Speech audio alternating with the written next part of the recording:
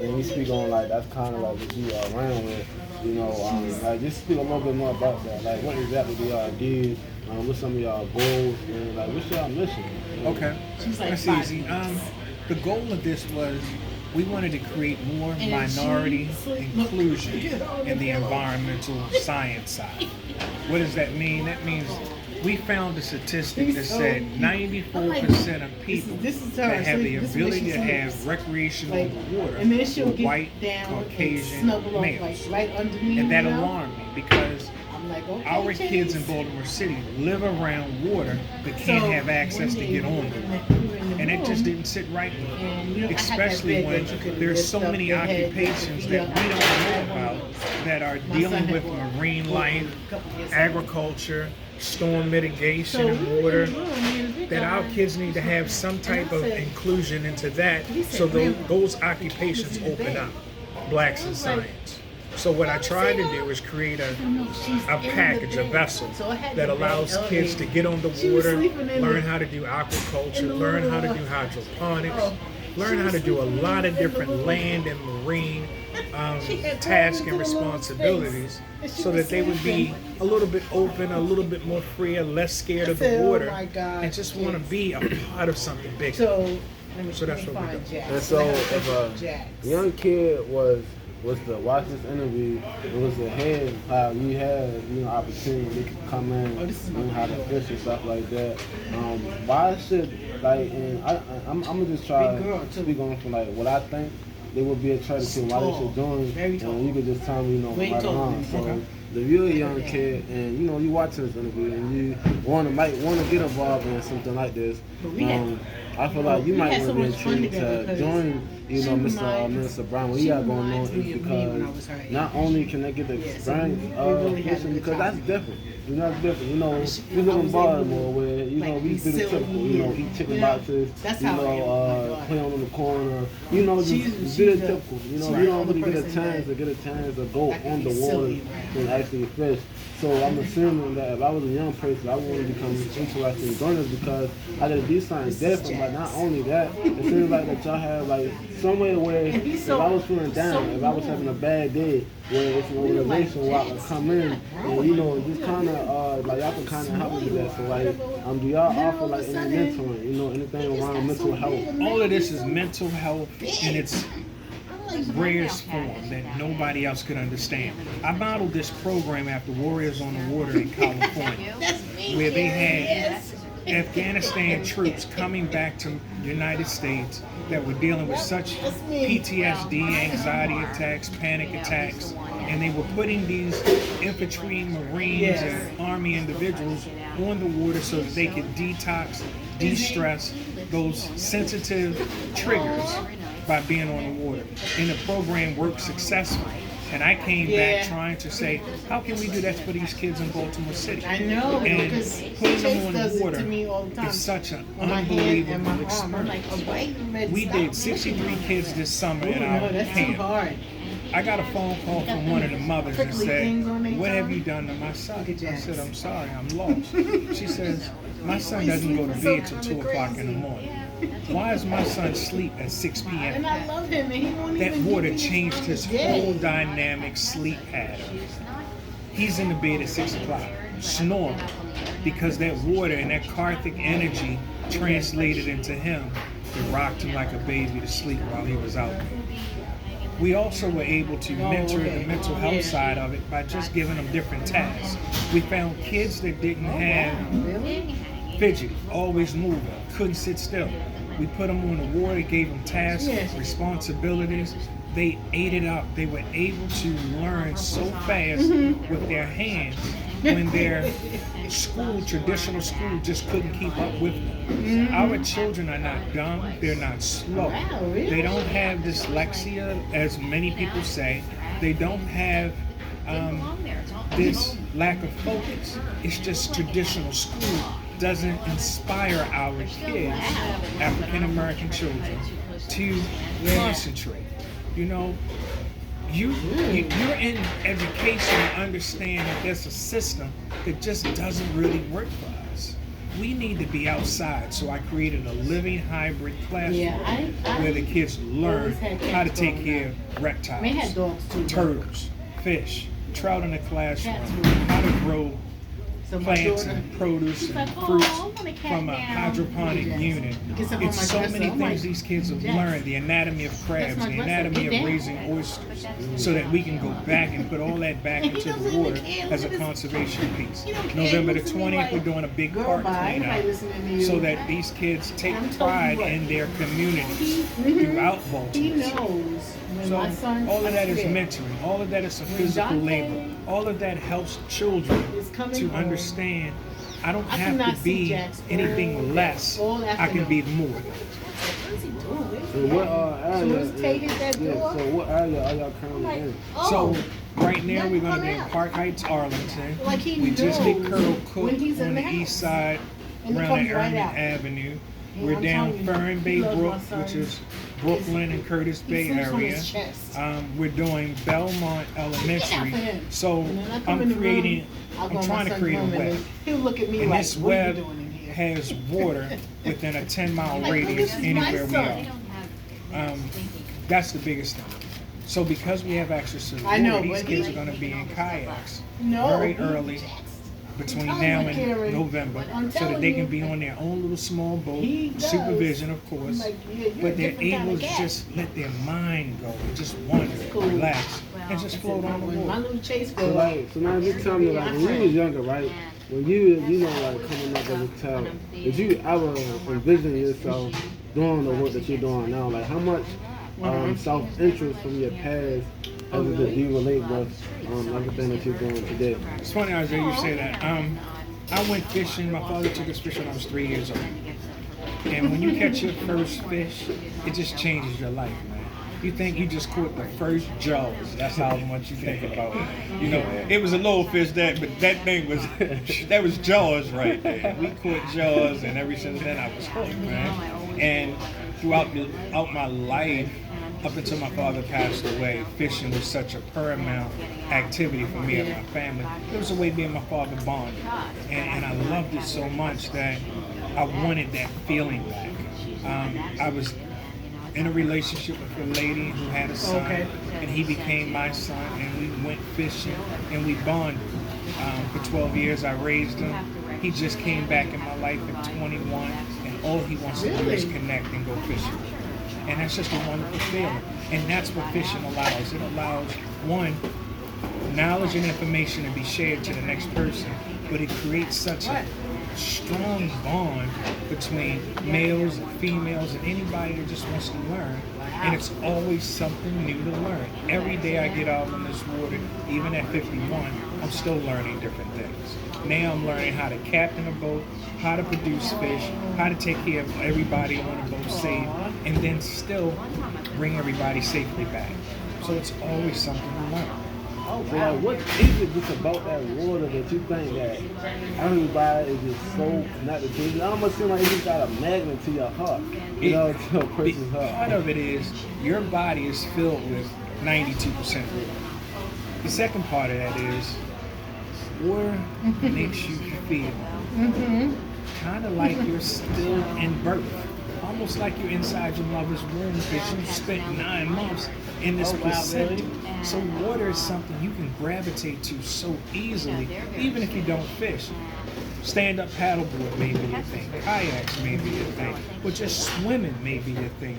But water has a magnetism for a lot of people that draws you in and just makes you feel unbelievable. For me, it's a place that I can just sit and talk to God and get direction. Try to understand what's next on your list. What do you want me to do with these kids next? And he gave me a vision for the next task that I have to do, and I got to find the money to do it. But it's going to happen. Okay, I certainly get answer, like you said. There's definitely ways to, like, when you're in the water, it's like a way where you can just get like a peace of mind. You know, it's almost like where you could just escape. You know, you can go in the water, it's like a whole different world once you've been in the water and off the water. So I definitely think of that. And so, like, now, like, just to speak a little bit about, about your upbringing. So, like, how is your, how was your upbringing like? I had a mother and a father. They got divorced very early, separated very early. when we were around 12 years old. So I stayed with my mother, and for me, it felt like I had two homes. So I was real rich, right? I got into a lot of trouble because I was a little juvenile delinquent, always mischievous, always bad, always not academically great, but I was very smart. I just never applied myself. People would call me lazy. Lazy people don't mean we're not intelligent. It just means we move on our own accountability. And over the time, I look at how I look at an issue, a conflict. I adapt to it very quickly. I execute it. I deliver on it, and I'm accountable to it. And a lot of people don't do that. A lot of people say, I'm going to do this, or I'm going to do that, and then you look around and they never did anything. That's not me. I'm the person that put it in my hand, 9 out of 10 times I'm going to get it done when I say I'm going to get it done. And if I can't deliver, I'm going to let you know way in ahead that I'm coming up short, I need some help. So we got a fishing tournament coming up. It's the second tournament I've done in my lifetime that I didn't think I was capable of doing. But I've got enough bodies, enough help, and enough of a cause and a campaign to help these children in Baltimore City that help is coming from a lot of places because God told me that's what would happen. Who are some of your influences? My father, that's deceased, was one of my biggest influences. He worked for the Baltimore City Public School Department. He was in Chapter 1, which back then under Alice Penderhugh's days was the entity that gave all the schools the money that they needed to do their different ventures. He spoke a lot about money. He spoke a lot about accountability. And I had to learn those things as a man. It takes us a little while to get there. But I learned so much information about how to be a man. And it's something a lot about you, males, are missing. I joined Black Professional Men, Incorporated, as a nonprofit, learning how to affect and change leadership, but also a way to make sure that the next group of males coming behind us have mentors, have role models. So then that allowed me to be part of One More, One Less mentoring, where not only did they focus on the males, but they focused on the girls. And now that I have a daughter, I wanted to make sure I did something for her. So my mentors are people that give me coaching for money, insurance, relationships, my bishop. I've got 8 to 12 mentors around me at any given time because you need a coach to help you get somewhere in life that you've never been before. That's almost like GPS. Nobody takes directions anymore from verbal. You put it in a computer, it tells you how to get there the fastest way or the slowest way depending on traffic and the police. That's a coach. You need a coach in your life to help you anywhere you are trying to go. Without that, you're lost. You can't even address your own self-development without reading a book or learning something else. So one of my things that I say to everybody, if you're 29, let everything that got you to 29 out the window. Put new information in. That's what we're doing now. Get rid of all that funky thinking because it didn't do anything for you up to this point. Put in the next 29 years of new information in. Just like if you were a computer. Computers are constantly evolving and bringing new information in about what they're doing. Yeah, we did too. So I just want to know, like, out of all of your mentors, what might have been like that one piece of advice that you learned that you really applied? You know, this is a piece of advice that you'll never forget. You know, that's still sticking with you to the day. We had to choose. I know it's a lot of good advice. I got a mentor that when I was doing nails, pedicures, and massages, therapeutic services, I had a mentor that worked for Social Security. Her name is Debbie Sheller. Call her like my second mom. She was very real with me. She gave me information. I told her I wanted to open up this day spa that had a medical surgery unit in it. And she said, your idea sounds great, but have you looked at yourself lately? I said, I don't understand what you mean. She said, you dress like you on the street, like you thugging, but you don't have the perception to make your vision attract people to believe in you like your profession. And it stuck with me till today. So if I'm not fishing, I'm suit and tie normally, or at least a suit on, because it brings a certain level of panache, a certain level of respect to your ideas. That doesn't mean your ideas are going to get funded, but at least makes people look at you differently. And that's one of the things I did when I became custom service. When I became a custom tailor, I wanted to make sure that people had an image that made them look set apart. So that's what we do now. Everybody's following. And so, just one more question, about your upbringing. So, not about your upbringing, but besides fishing, what else, Mr. Brown, do you have going on? We got a fishing tournament coming up. We got a fishing tournament on the 23rd and the 24th of October this year. And the goal was to put kids on the water, let them fish, let them come together around water, see some of the things that I want to give these kids and let them have that experience. Lake Roland is the 23rd from 8 to 1. I don't want to say alien. Waters Edge Park on the 24th is from 8 to 1. We're going to have a winner's circle. We're going to have a party. We're celebrating. We're just going to have so much fun with some kayaks coming. They're going to fish from land. They're going to be adults around to help supervise. And that's how I wanted to bring it to Baltimore City. And if we can do that effectively, then hopefully we can get some kids that want to be in this marine education, want to learn more about land and agriculture so that they can grow food. Beside that, I also I'm explaining to families why you need life insurance, why you need term, so that you can protect your families. So many people died this year that didn't have protection. So many GoFund pages were up trying to cover people's loved ones, and that just shouldn't have to be. We have better ways to make sure people can protect their families so that if you pass, that financial burden on top of all that mental and emotional stress you're dealing with isn't lopsided. The insurance will balance it back out. But if nobody never told you about money, school doesn't teach money. It teaches you how to count. Doesn't teach you how to invest. Doesn't teach you to do anything with your money. So that's something else that we're doing. We also have a culinary program that we're going to be putting in the fall, coming up in October and November, to one of the schools, teaching kids how to eat better so that they don't have obesity and diabetes and high blood pressure. But this tournament is our set-off, jump-off point. If we can do this successfully, and God already told me that it's already done, then we at least have the ability to draw kids from Baltimore City and just teach them some things they've never really seen before.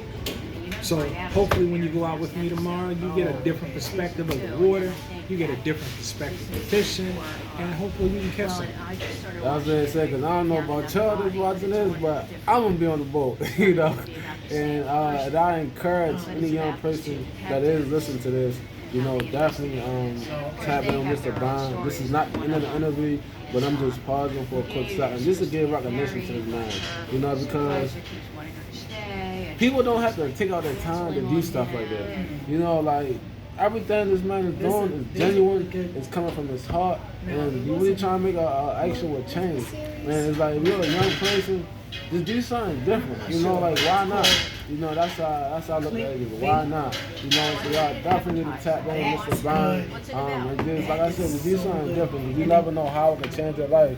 They say in order to get somewhere that you need to go, you got to do something different, and so I just want to encourage somebody to definitely tap in, men, women, whoever you are, definitely tap in. And so let's leave into my next question, Mr. Brown. You ready for this? We want to know, so we're going to your fishing tournament. Who are your partners? Who are you working with? I'm working with the CCA of Maryland, which is one of our conservation partners, DNR, Department of National Resource, Lake Roland Nature Council.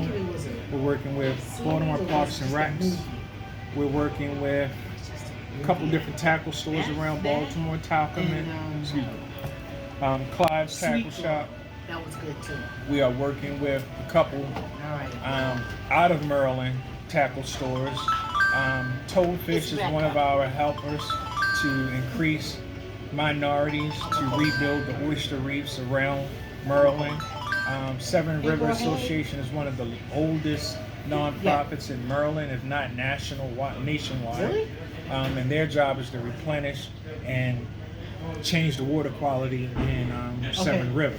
So that's an event you can go with me on that as well, and learn seagrass, fish, just learn so much different things about the quality of water. We have some other partners. We have ACA, which is American Canoe Association. Freedom Boat Club is helping us out. Parks and Recs, we dealt with Youth Works over the summer. So we've got a huge list of partners and entities. We've got Pain to Purpose. We've got a whole lot of different vendors associated with this program that want to help kids and families in different capacities. We've got parks. We got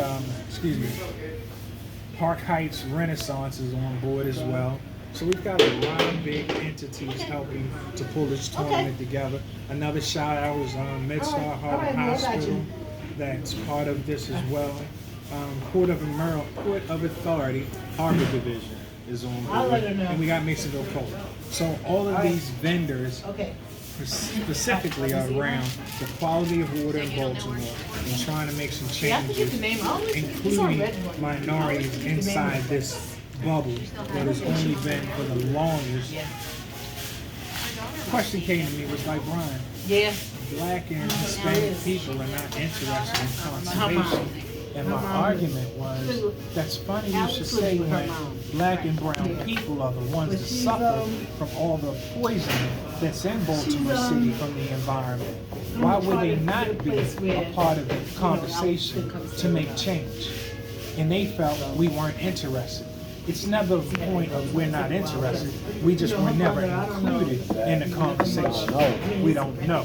So now that we know, I'm bringing more partners to this table so we can all have a hand in the change, because you're trying to change something that's in our backyard, not yours. Because most of the people that are after the change don't live in these areas where change comes downstream. So that's where we're at. I'm glad that you said that, because it's like, as being, a person of color, you would think that, like, you want to get included. All these different types of conversations, how you said, they said that we're not interested. Like, and that's one thing that I feel like is about the system that I don't like, is that they be so quick to discriminate us without giving us a chance, because there's so many of our young Black brothers who they just look at it and say, oh, he a thug, oh, he this, he that, which is allowed. In their mind, they like, oh yeah, I'm not going to bring no opportunity to Baltimore, because they might not be interested in acting. They might not be interested in fishing. They might not be interested in this, but in reality, how can you know if you don't even ask? How can you know if you don't even start funding our community? Which is why I commend brothers like you for doing that, because like I said, it's really not I'm not gonna say there's no opportunity, but it's very few opportunities that's given. Especially opportunities that's different. Opportunities that's, because we already got basketball, we already got football, we already got the dope boys, we already got the basic stuff. But it's like when you bring in fishing and the environment, like that just changes like the whole trajectory. So I want to know, like how hard is it, being, a Black man with, providing the thing that you want to provide, and like just tell me about that, like how was you able to, build up, your way up with, with your idea and, with your organization to the point where you have a lot of partners, to the point where you have, a lot of funding. Like how do you do it? Part of how you do it is creating integrity. Part of it is creating accountability and delivering on your word. That's something that, unfortunately, in our society, a lot of people just don't do. We don't follow through. We don't deliver. I tell people in Baltimore is always a lot of talk, no delivery. And that comes from personal as well as business. It's just not disciplined in us. The part that we have is we aren't disciplined as a people, unfortunately. There are some. I know me. I'm one. Like, I'm trying to link up with others that are on that same mindset of, bro, if I tell you I'm gonna do it, it's done. You ain't gotta ask me twice. That's what I'm looking for. Other synergistic males and females that are on that same page that don't talk a lot of hype. We just deliver. From there, it was learning how to write grants that nobody taught me. I just started writing because God told me that's what I was supposed to do. A grant is a proposal. It says, I'm going to do this if you give me this funds, and then at the end of the year, I'm going to deliver this statement to you of quantifiable and qualitative reports that explain I did exactly what I said I was going to do. From the grant side, once the money comes, then you're able to do all of these things, and it attracts other people to you. But you have to be able to be at a place of receiving just that, understanding the discipline it takes to always be on time, always be punctual, always deliver on your word. And if you can do that, the doors open up for you. Most of us just don't understand what that means in the small scope to get to the bigger scope. And one more question before Penelope close. We don't got that much time. I don't want to say the close about.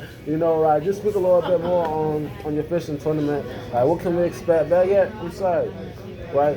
Take me through what is a day in the life. If I'm a young person and I'm listening to this interview, what is a typical day in the life looks like for me if I was to join your organization, if I was to get excited about doing the work that you're offering about fishing. Summer camp, I had kids come to me that had never been on the water. It was like, man, this ain't even gonna be fun. It's gonna be a whole bunch of blah, blah, blah. Yeah, I'm making $11.75 an hour. So first, I had them move 4 tons of rock into a farm, and I broke their backs on purpose. And they were tired. And they were like, I ain't coming back tomorrow, Minister Brian. I was like, I understand. But if you do, I got something for you. All I did was incentivize them. They did the work. They didn't realize how much stone it was that they moved from one place to another and then spread it around a perimeter for a rain garden. They moved so much rock in 2 hours, it was unbelievable. But they had to work like a team. And once they did that, I knew I had something I could work with. So you test people. You move them around. Sometimes you got to manipulate them to get what you need out of them, even what they don't even know they can provide. But once they did it, I now know my core 5 of what I can do and where we can go. We went all over America, fishing, waters they have never seen, Bay Bridge they have never crossed. Took them to a boat down there, let them fish, let them relax. Let them sit on a private beach and just learn how to be kids. And they swam, they jumped in the water, had so much fun. These are the same kids that said, I'm scared of water, I'm not getting on a boat, I'm not getting on a kayak, I'm not doing any of these activities. And once they did it, when we going back? When can we go fishing? I want to show my friends what I just did all summer. Because I'm talking about it, and they can't believe that not only did we go fishing, we went to a restaurant. The boat pulled up at the dock. We got off, got a hamburger, and it was just amazing. We felt like we were stars. Because people were looking at us like, oh my goodness, I can't believe we just got off a boat, had a $10 hamburger, and came back home. And so you said the pay is included? Well, no, that was for summer camp, youth workers. Okay. For summer camp, I suggest anybody that doesn't have a job for summer, definitely get on the summer program with Youth Works. Put our name down, OPWWEE, and try to get underneath our umbrella for the summer, because we had an amazing time. We had so much fun. They did work, they learned different things, but they traveled all throughout Maryland. And time to go to Pennsylvania, Virginia Beach. We just didn't have to do all that. But I was going to take them everywhere. Hey, Mr. Brown, I'm kind of mad that I ain't do you for it. I ain't be sure I did you, but that was a track there. Yeah. But like, what does that stand for? OPWWEE? Operation Waterways Environmental Education. It's OPWWEE. And this part of the program is called Urban Fishing Clinics, where we teach the kids different concepts of aquaculture, different concepts of fishing, different rod and reels that you're going to learn tomorrow on the boat, and then the next time you go, you'll learn a different rod and reel. And all of these are different applications to try to catch fish in different waters. So it's always something to learn. Okay. And then just one more question, Mr. Brown. I noticed that you always, include God a lot, and you're a minister, right? How has God, impacted your life, and just if you could kind of speak just a little bit about that, about the relationship that you and God have, and the justice that He has done for your life. I come from an incarcerated background. I was in trouble during school. I found God very early, lost that connection. Now I'm trying to get that connection back. Water is a place where we have our private time, and He just comes and talks to me. It's almost like that moment when Jesus was on the water and Paul tried to go walk on water to get to Him. That's just where I'm at with God, and He's constantly explaining to me how to do this, how to do that, who I need to talk to, who I need to call, what provisions is He going to give me to get to this next page. This fishing piece is big, but this isn't even big than what He just gave me. What He just gave me is unbelievable. So I've been just kind of holding it in my belly, trying to get all the projects together to line it up. And once we finish the conclusion of this year, I'm moving into something totally different, where we're going to have 2 big programs that move kids' lives to a place they've never dreamed about. And I can't even tell you how it came to me. It's just one of those things He dumped in my lap and said, Brian, I need you to make this happen for the kids of Baltimore. So those same kids we put on the water, we're trying to get them to be disciplined to follow me through to the next program we're about to create. And it's amazing. I already see it. I already dreamed about it 10 years ago. 10 years ago, I dreamed about this one. Now I'm dreaming about something totally different. So your dreams can manifest. They can become true. You just have to be disciplined enough to follow through with them, do exactly what He tells you to do, when He tells you to do it, and just be obedient. That's how simple this thing is. It's not rocket science. It's just we got to learn how to listen. And most of the time, listening just means getting on the right frequency. Back in the day, we used to have to listen to WEVB 1360, but you had to turn the dial a certain way just to get that frequency, and you were good. You turned too much, you was off the channel. So that's what it's at, getting on God's frequency. Hey man, I appreciate you guys for listening, and most important,